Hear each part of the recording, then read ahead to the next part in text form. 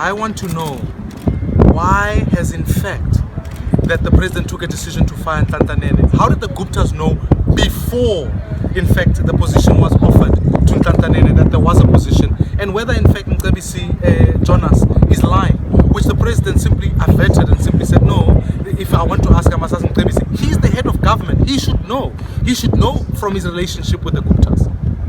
Going forward, what will the DA do? What's the actions that you can take? We have asked for an establishment of an ad hoc committee that will investigate the entire Guptas, and I hope that the president will be able to be subpoenaed to come to that committee. Furthermore, I've laid criminal charges this morning against the Guptas, as you know.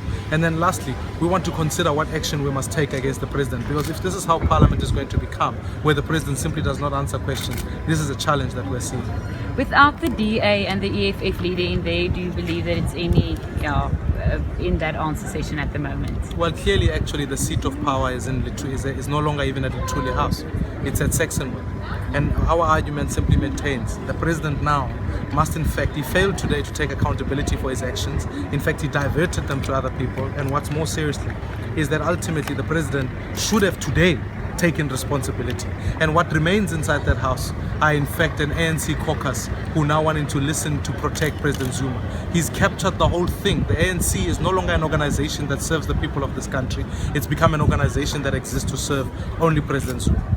Someone want to add something? Yeah, just give us your view on you being asked to leave the house again, and just because you asked the question, you're feeling right now. It shows that there's no justice in this parliament. It's become quite a place where in fact it exists solely for the purpose of protecting Jacob Zuma. And clearly today, being asked to leave the house, I was simply asking for the president to answer the question. We can't sit through a question and answer session where he simply evades the very substance of the question that is before the table. Anything you'd like to add? South Africa must require more from its leaders. We can't have leaders in this country who are allowed to have what in our view are corrupt relationships, where people are being allowed to appoint cabinet ministers and that the president simply refuses to take accountability for that action. South Africa deserves better, and I certainly today did not expect, in asking a simple question, to say let the president answer the question, for him to evade such a crucial question. Thank you so much.